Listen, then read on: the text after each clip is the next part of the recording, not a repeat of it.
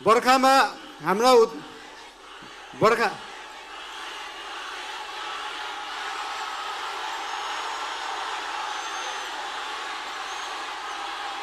I love you.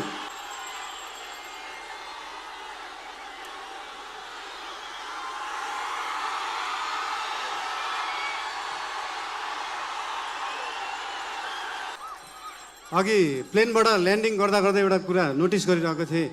यहाँनिर चितवनमा छतमाथि चाहिँ यस्तो जस्ता राख्ने चलन रहेछ है। सबका सब निलो जिस्काउनलाई राखे जस्तो। कसलाई जिस्काउनु भएको त्यसरी?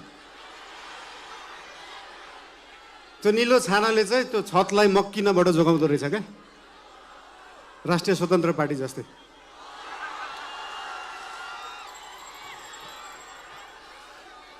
चितवन अघि झर्दै गर्दाखेरि एकजना भाइले भन्नुभयो, दाइ देशभरि जाँदाखेरि जसरी टुरिज्म प्रमोसन गर्नुभएको थियो एकचोटि चितवनको पनि टुरिज्म प्रमोसन गरिदिनु होला भनेर। मैले भने मेसीलाई फुटबल खेल्न सिकाउनुपर्छ, रोनाल्डोलाई फुटबल खेल्न सिकाउनुपर्छ। हाम्रो चितवनका हाम्रा थारू समुदायमा भएका होमस्टेहरू रिसोर्टहरूमा देख्न सकिन्छ कि यहाँको उत्पादन, यहाँको लुगा, यहाँको म्युजिक, यहाँको खानेकुरालाई कसरी उहाँहरूले टुरिज्म प्रमोसनको लागि उहाँहरूले विश्वमा चिनाउनु भएको छ। त्यो हेर्दाखेरि चितवनले चाहिँ देशलाई टुरिज्म प्रमोसन सिकाउनुपर्छ। घरमा खाने आफ्नो लोकल खाना, आफ्नो लोकल परिकार घरमा खाने, त्यो लोकल परिकारलाई एउटा इन्टरनेसनल क्युजाइनको रूपमा उहाँहरूले प्रस्तुत गर्न सक्नु भएको छ। त्यो पुरै देशले सिक्न जरुरी छ। सिकाउने हेर्नु त चितवनवासीले पुरै विश्वलाई टुरिज्म प्रमोसन। राम्रो कुराहरू यहाँको ठाउँहरूको धेरै छन्। एउटा समस्या रहेछ यहाँ, हरेक वर्ष न्युजमा देख्न पाइन्छ किसानले बाटोमा दुध पोखाएको, तरकारी फालेको। त्यो के रहेछ भन्दाखेरि किसानले सही बजार नपाएको, किसानले सही मूल्य नपाएको एउटा समस्या रहेछ। केही सीमित बिचौलिया, केही सीमित नेताहरूको एउटा सिन्डिकेटले गर्दाखेरि पारी जुन अनुदानले कृषि हुन्छ त्यो सस्तो जस्तो देखिन्छ। त्यो सस्तो तरकारी यहाँ ल्याएर यहाँको किसानको मूल्य चाहिँ महँगो जस्तो देखाएर एउटा भ्रम सृजना गरेर किसानलाई मार्ने काम भएको छ। त्यो रोक्न जरुरी छ। फेरि यो चिज समाधान गर्दै गर्दाखेरि ओहो महँगो तरकारी खानुपर्ने भयो जस्तो लाग्ला, त्यो भ्रम हो। त्यो भ्रमलाई चाहिँ चिर्न जरुरी छ। नेपालमै उत्पादन भएको सस्तो बिजुलीलाई नेपालकै सस्तो कोल्ड स्टोरमा सिजनको बेला जुन बेला तरकारी सस्तो हुन्छ त्यो बेला स्टोर गरेर राखियो भने भोलि महँगी हुने सिजनमा सेम मूल्यमा बेच्न सकिन्छ। किसानले पनि मूल्य पाउँछ, खाने मान्छेले पनि सस्तोमा तरकारी किन्न सक्छ। त्यो गर्न चाहन्छौँ हामी। तपाईँहरूले याद गर्नु भएको छ देशभरि जुन लामो दूरीको यातायात ट्रकहरूमा नारायणी लेखा हुन्छ, याद गर्नु भएको छ नम्बर प्लेट। जसरी त्यो लोकल बसहरू, लामो दूरीको बसहरूको हब भएको छ यो चितवन, त्यसरी नै पूर्वदेखि पश्चिमसम्मको तरकारीलाई कोल्ड स्टोरेजमा स्टोर गर्ने हब बन्न सक्छ चितवन। त्यो बनाउन जरुरी छ।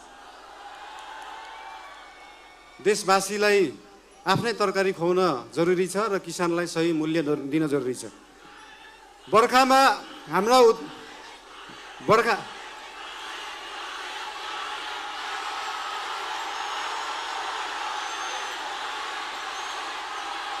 I love you. बोल्नै दिँदैन यार।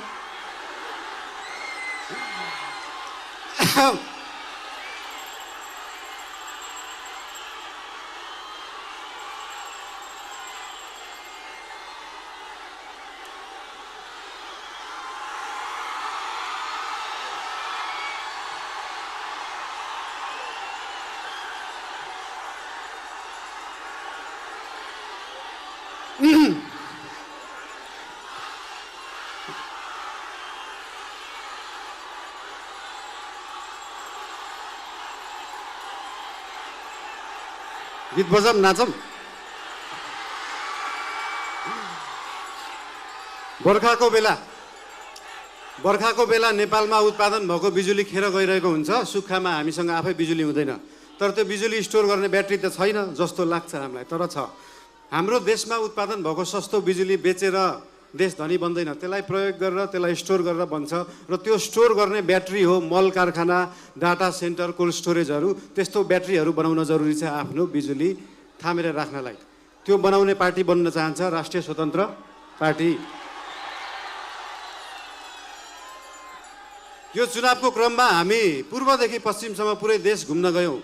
लगभग 7-8 हजार किलोमिटर हिँडियो होला देश बुझ्नलाई। सबै लगभग 45-50 वटा जिल्ला घुमियो होला। त्यो जिल्लाहरू घुम्ने जाँदाखेरि के महसुस भयो भन्दाखेरि लगभग देशभरिका समस्याहरू, देशभरिका कुराहरू उस्तै रहेछन्। कृषिको समस्याहरू, पर्यटन क्षेत्रमा भएका समस्याहरू देखियो। तर एउटा गुड न्युज पनि छ त्यहाँ। गुड न्युज के हो भन्दाखेरि एउटा जिल्लामा समस्या छ भने त्यसको समाधान अर्को जिल्ला देशभित्रै रहेछ। त्यो समाधान मिलाउने पार्टी बन्न चाहन्छ राष्ट्रिय स्वतन्त्र पार्टी। हाम्रो देश हेटौडा सिमेन्ट कारखाना जस्तै भएको छ। मेसिन पनि छ, म्यान पावर पनि छ, खानी पनि छ, तर बन्द। अब चल्नु पर्यो। नेपाली काङ्ग्रेसको वाइवाई फ्याक्ट्री जस्तै चल्नु पर्यो अब त्यो पनि। पुरै देशभरि चल्नु पर्यो। 100 वटा भन्दा देशमा जानु पर्यो। त्यसरी देशका उद्योग कल कारखानाहरूलाई चलाउने पार्टी बन्न चाहन्छ। अब यहाँ आइयो, तपाईँहरूलाई भेटियो, धेरै खुसी लाग्यो। तपाईँहरू किन टेन्सन लिनुहुन्छ क्या? पार्टीको सभापति नै यहीँ उठ्नु भएको छ, के को टेन्सन? तपाईँहरूका समस्या, पुरै देशको समस्या सभापतिज्यू, हामी सबै पार्टीका नेतागण, कार्यकर्तादेखि लिएर तपाईँ हामी सबै मिलेर अब देश बनाउने हो। र आज यो हाम्रो सभामा तपाईँहरूलाई भेटेर ज्यादै खुसी लागेको कुरा तपाईँहरूले पनि भनिसक्नु भएको छ। धेरै बोल्न चाहिन। धेरै माया। तपाईँहरूको जय होस्, देशको सही होस्। जय घन्टी।